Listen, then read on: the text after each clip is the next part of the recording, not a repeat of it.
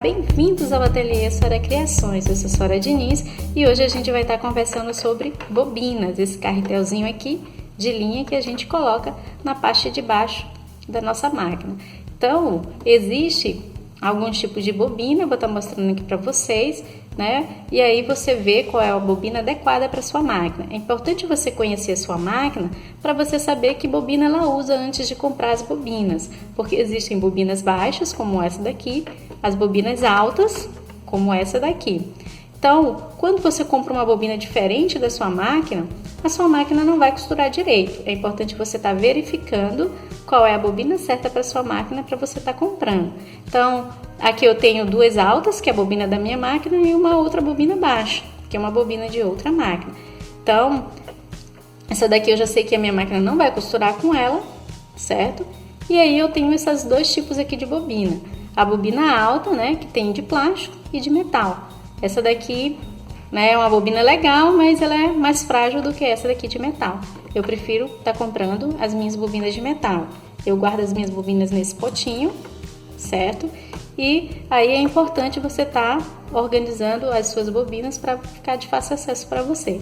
Então, outra coisa que a gente precisa entender é a respeito de como colocar a bobina de forma correta na nossa máquina.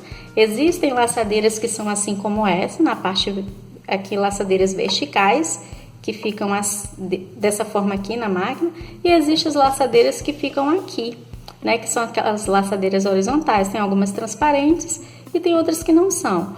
Mas para essa laçadeira aqui vertical, né, a gente tem a nossa caixa de bobina, e a bobina ela tem que ser colocada aqui, ó, a minha linha formando um novezinho aqui, ela precisa ser colocada no sentido horário do relógio. Eu passo aqui a bobina pelas ranhuras da caixa de bobina e eu preciso ver se ela está girando corretamente no sentido horário do relógio. Ela vai formar um novezinho assim com a linha, ó. Aqui tá um novezinho com a linha. E ela gira no sentido horário, para essa laçadeira aqui no sentido vertical.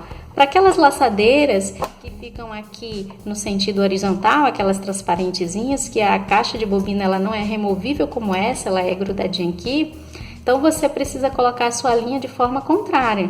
Em vez de ser no sentido horário, é no sentido anti-horário. Então a gente precisa observar um pequeno detalhe desse, mas que pode danificar a nossa costura, porque se a bobina estiver colocada de forma errada, a sua máquina não vai costurar, ela vai ficar embolando ponto, soltando ponto, e a sua costura não vai ficar legal.